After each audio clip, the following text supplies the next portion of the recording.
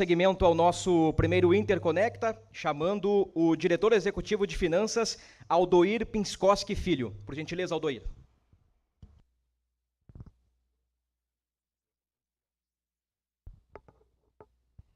Boa tarde a todos.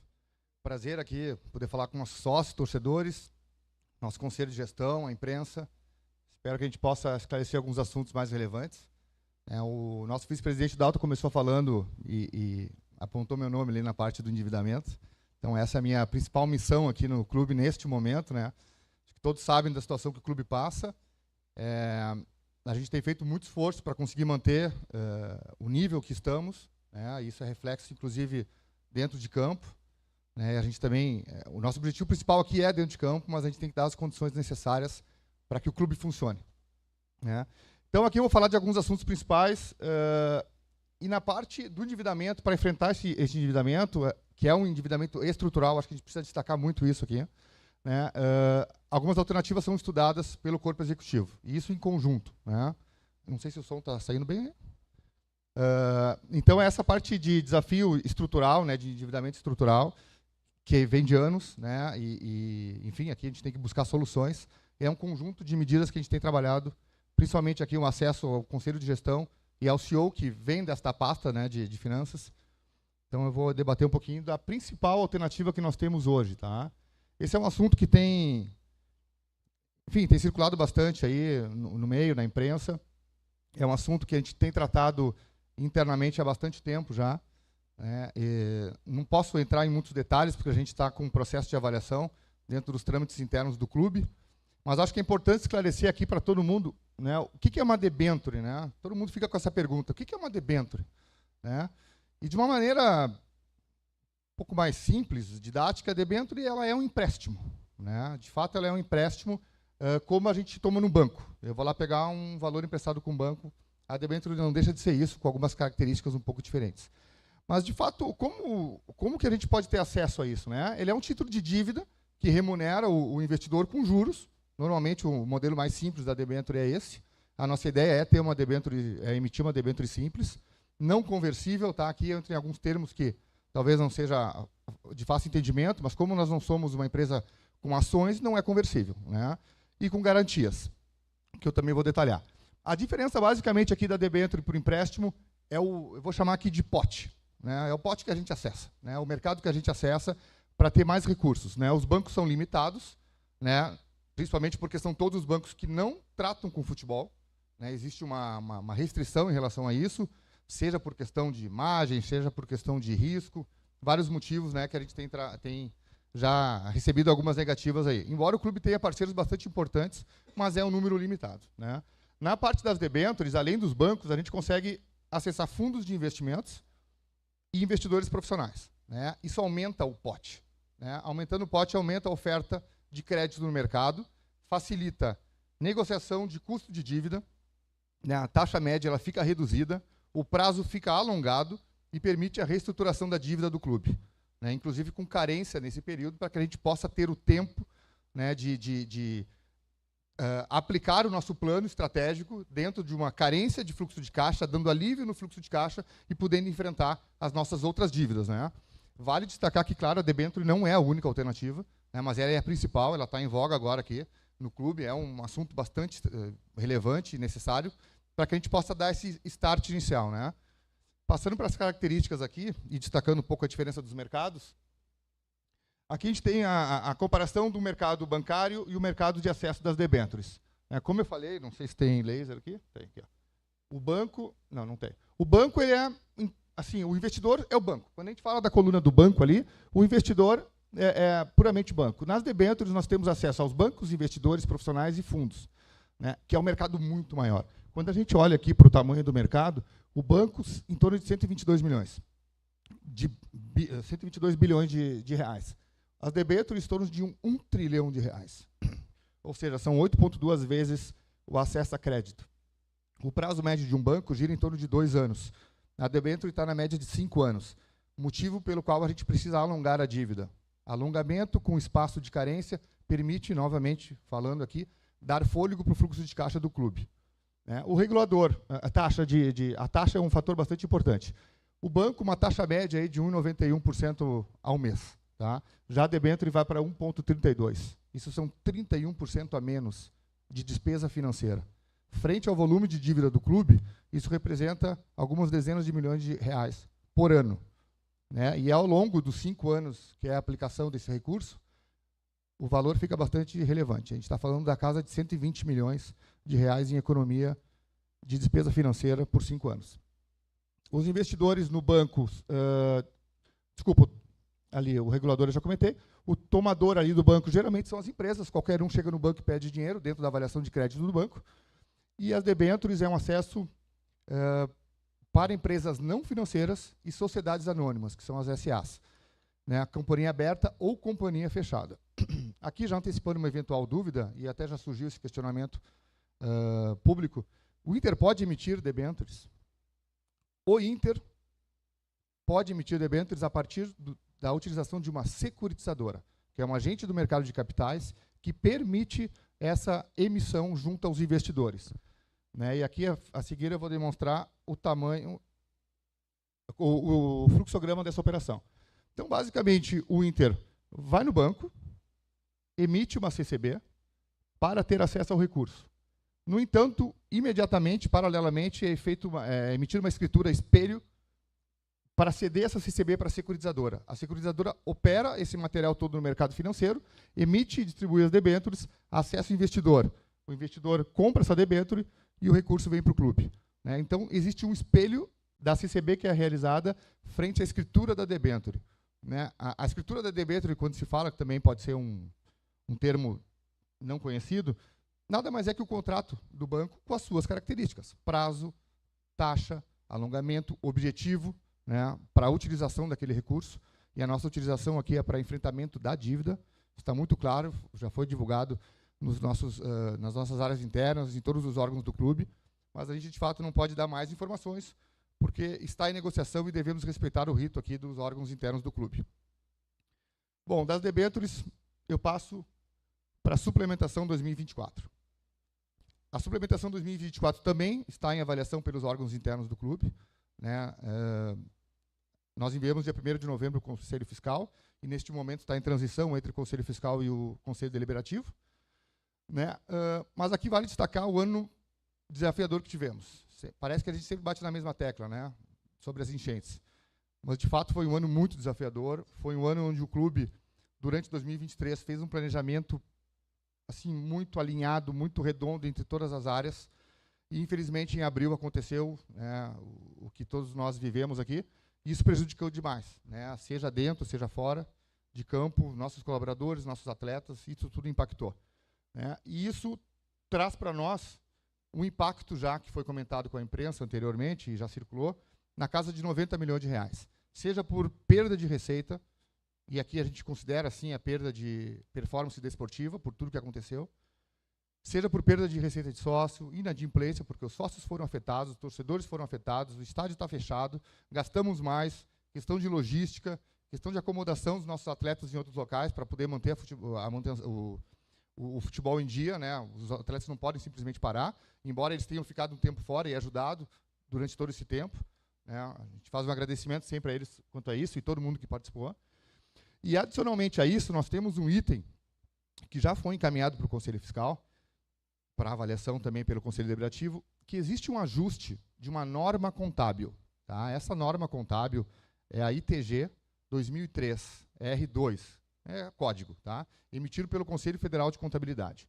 O que diz essa norma?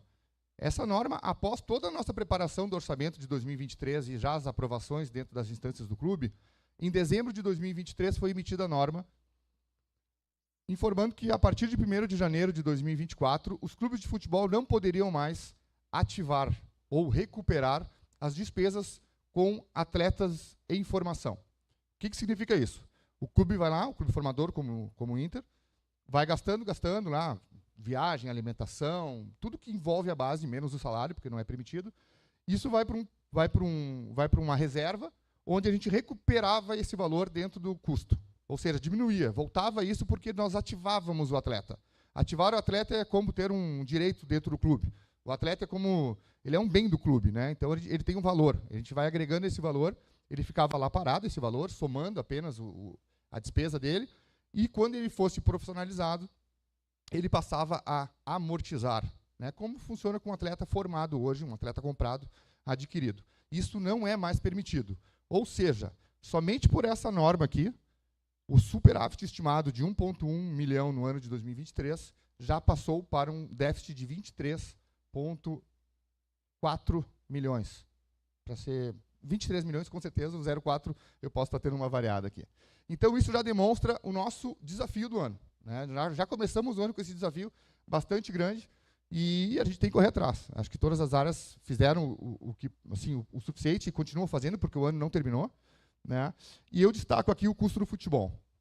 Essa peça, com certeza, em seguida vai estar circulando, depois das aprovações do Conselho. O custo do futebol, de fato, ele foi mais elevado. Tá? A justificativa para isso, claro que são as enchentes, gastamos mais, né? Parte de logística, parte de avião, deslocamento. Né? Tivemos também aqui um período de sobreposição de atletas. No futebol não é simplesmente pegar um contrato e tirar o atleta. Isso tem um custo, isso tem um tempo, isso tem um trâmite para aceitar com outro clube. Opa, obrigado.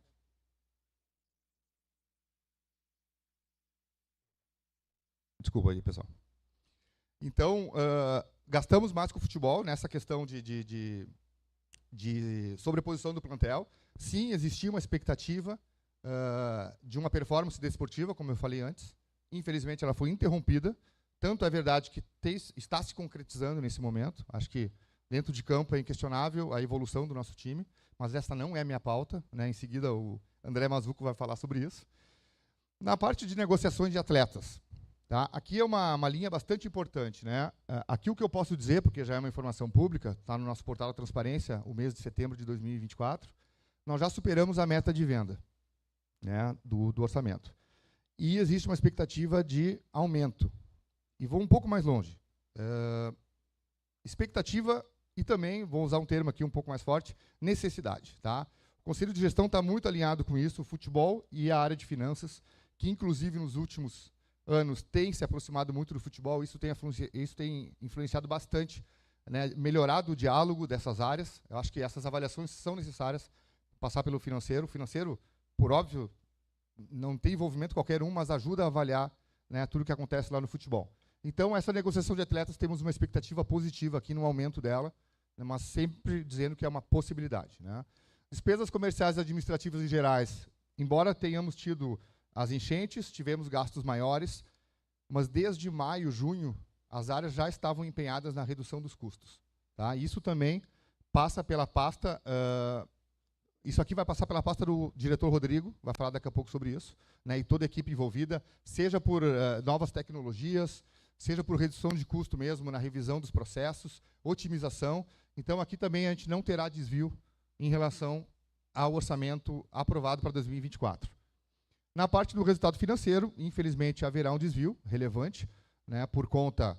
Posso começar pela variação cambial. A variação cambial, quando ela foi orçada, nós iniciamos o ano aí com a expectativa, conforme o relatório Focus, em R$ 5,05.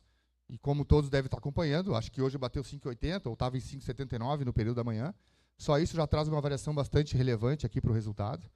E, claro, a nossa situação de endividamento necessita de capital de giro. E captar dinheiro para clube de futebol, além dos bancos, né, a gente acaba começando, daqui a pouco tem que ir para um fundo, daqui a pouco tem que ir para um banco um pouco mais caro, e a gente precisa manter a operação. Então, a gente tem que captar mais recurso, isso gera mais despesa financeira. Então, por esse motivo, o nosso resultado financeiro também terá um desvio relevante. Esta peça está em aprovação, não posso dar os números finais da peça, né, mas logo, logo vai ser do conhecimento de todos. Né, é só aguardar a apreciação pelo Conselho Fiscal e Deliberativo.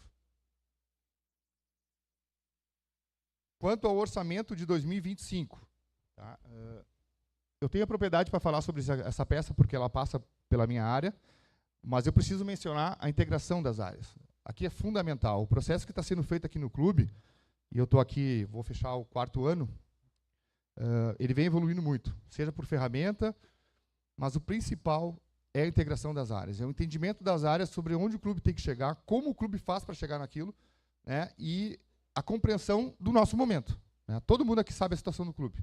Todo mundo sabe a necessidade de captação de novas receitas, né, que o Marcos vai falar daqui a pouco. né? E isso acho que isso que agrega muito mais para a gente aqui dentro, né? Traz esse espírito de profissionalização, como o Dalton comentou e o Giovanni também comentou. Definição de técnicas validadas com todos, ou seja, isso aqui foi avaliado linha a linha, né? Tudo muito pé no chão, para dizer um termo mais popular, né? Então está tudo muito bem fundamentado. E a retomada em campo, né? A retomada em campo. Por que eu estou falando de retomada em campo aqui? Porque ela representa a expectativa desportiva para o ano que vem. Isso também foi considerado para o ano de 2025. Saindo desse primeiro pilar, a gente fala do crescimento de novas receitas. Aqui é uma necessidade de adaptação do clube, né, à realidade do futebol. A gente sabe e entende, mas o Marcos vai falar sobre isso, eu não quero entrar muito na pauta dele, mas a gente precisa se adaptar a isso, né? O Inter tem capacidade de gerar mais receita. Isso já está se comprovando em alguns processos que estão sendo realizados. Mas eu vou deixar aqui, não vou dar spoiler aqui na pasta do Marcos. Racionalização do departamento de futebol. Essa aproximação do departamento financeiro com o futebol que traz essa possibilidade, né?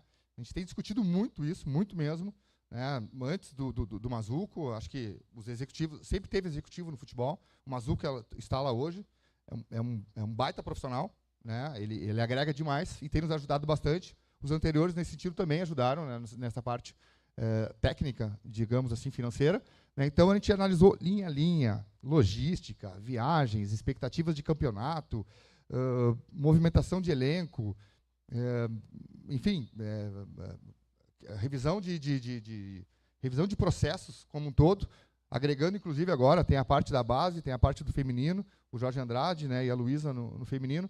Então, isso tem nos trazido uma tranquilidade em relação ao orçamento que foi enviado para aprovação, porque ele é um orçamento muito realista, tem total condição de ser atingido, e a gente tem certeza de que isso pode ser feito, né, dentro das expectativas de mercado, claro. Redução de despesas comerciais, administrativas e gerais. Aqui existe uma redução também, alinhada com as áreas.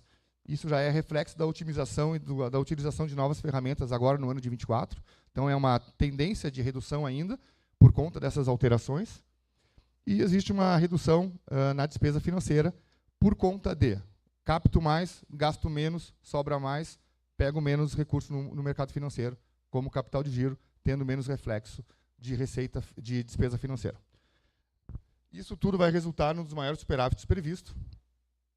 Infelizmente, não posso falar ainda qual é o superávit, mas é entre um dos maiores aí do clube. O ano passado foi o maior, isso eu já posso dizer, né, na ordem de 170 milhões por conta da Liga, e esse vai ser um dos segundo ou terceiro maior da história do clube.